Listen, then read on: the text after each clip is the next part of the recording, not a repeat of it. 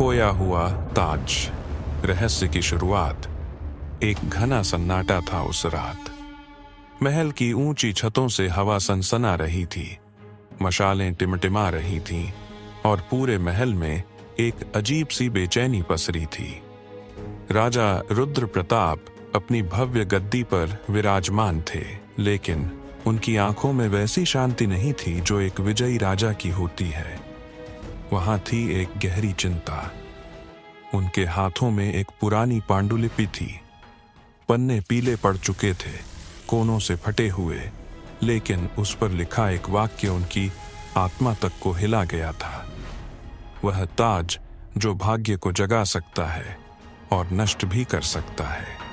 राजा की उंगलियां कांप रही थीं। उन्होंने धीमे स्वर में खुद से कहा, अगर यह सच है तो मेरा राज्य अजेय हो सकता है, लेकिन अगर यह झूठ हुआ तो। तभी एक ठंडी हवा का झोंका आया। मशालें बुझने को हुईं और उनकी नजर पांडुलिपि के आखिरी शब्दों पर अटक गई। सावधान, यह हर सत्य की कीमत मांगता है। रात और गहरी हो चली थी। पूरा महल सो रहा था, लेकिन राजा रुद्र की आंखों में नींद नहीं थी। वे अकेले निकल पड़े, महल के सबसे पुराने हिस्से की ओर। मशाल की रोशनी में दीवारों पर प्राचीन चित्र उभर रहे थे।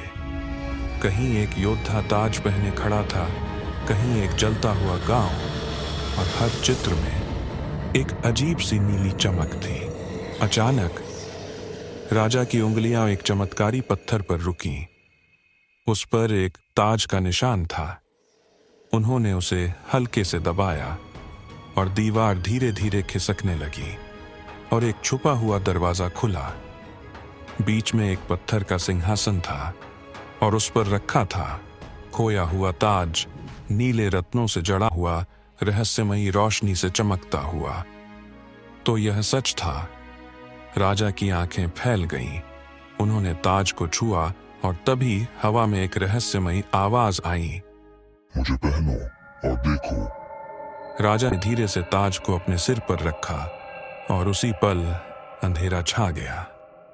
तेज हवा चली, बिजली कड़की और राजा की आंखों में भयानक दृश्य दिखाई दिए। उत्तर दिशा से आती विशाल सेना, जलता हुआ महल, खून से लथपथ तलवार उनके हाथ में, और फिर एक परछाई जो हंस रही थी। घबराकर राजा ने ताज उतार दिया। हमें तैयार रहना होगा, वह बड़बड़ाए। अगले दिन दरबार में सब हैरान थे। राजा का चेहरा गंभीर था। उत्तर से दुश्मन आ रहा है, सेना तैयार करो। सेनापति चौंक गया। महाराज, हमें तो कोई खबर नहीं मिली, यह सूचना कहां से? राजा ने ठंडी नजरों से उसकी ओर देखा। मुझे जो दिखा वही सच है। दरबारी आपस में फुसफुसाने लगे, क्या राजा पागल हो गए हैं? लेकिन कुछ ही दिनों में वही हुआ जो राजा ने देखा था। उत्तर दिशा से दुश्मन की सेना आ गई। भीषण युद्ध हुआ। राजा की तैयारी काम आई। दुश्मन हार गया। महल में विजय के नगाड़े बजे, पर राजा रुद्र प्रताप के चेहरे पर जीत की मुस्कान नहीं थी। वहां एक डर था, गहरा, अनजाना। उसी पल रानी लीला दौड़ती हुई आई और बोली, महाराज, हमारा पुत्र। वह जमीन पर पड़ा था, सांसें थम चुकी थीं। नहीं, यह नहीं हो सकता, राजा चीख पड़े। राजा फिर उस गुप्त कक्ष में पहुंचे, ताज को घूरते रहे। वह अब भी नीली चमक से झिलमिला रहा था, मानो कह रहा हो, मैंने चेतावनी दी थी। राजा को कुछ समझ नहीं आ रहा था। वो जंगल में गए, जहां बाबा विश्वनाथ ध्यान में लीन थे। राजा उनके पास पहुंचे। बाबा, यह ताज क्या है? बाबा ने ताज को देखा और बोले, यह इस धरती का नहीं है, यह एक प्राचीन शक्ति है। हर भविष्यवाणी के बदले यह कुछ न कुछ छीनता है। इसे नष्ट करना होगा, पर इसकी कीमत भी चुकानी पड़ेगी। क्या तुम तैयार हो? रात गहरा चुकी थी। राजा फिर से ताज के सामने खड़े थे।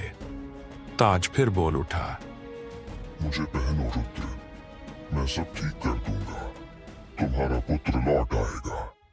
राजा की आंखों में द्वंद्व था, आशा और डर का। लेकिन अचानक गुस्से में भरकर उन्होंने ताज को जमीन पर दे मारा। धमाका हुआ, नीले रत्न बिखर गए, हवा में चीखें गूंज उठीं, हर तरफ सन्नाटा छा गया। अगली सुबह सूरज की पहली किरण महल की जालीदार खिड़की से भीतर आई। राजा रुद्र प्रताप ने धीरे धीरे अपनी आंखें खोली। उनका सिर भारी था, जैसे कोई लंबा सपना देखा हो या कोई सच्चाई झेली हो। वे चारों ओर देखने लगे। कमरे में शांति थी, पर कुछ बदला बदला सा महसूस हो रहा था। तभी उनकी नजर पड़ी। रानी लीला पास बैठी थीं। आंखों में आंसू थे, पर होठों पर मुस्कान।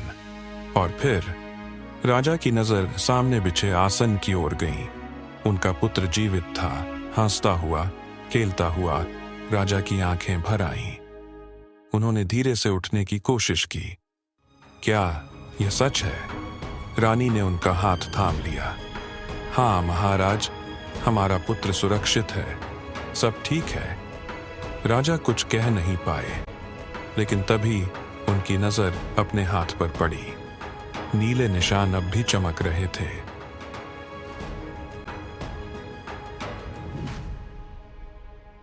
वह सब सपना नहीं था, या शायद अब एक और रहस्य शुरू होने वाला था। सब कुछ सामान्य लग रहा था, लेकिन राजा के हाथ पर एक नीला निशान चमक रहा था। जंगल में टूटे हुए नीले रत्न फिर से चमकने लगते हैं। एक परछाई उठती है और हंसते हुए कहती है, यह खत्म नहीं हुआ रुद्र। क्या ताज की शक्ति सच में खत्म हुई, या यह एक नए रूप में लौटेगा? जानिए अगले भाग में।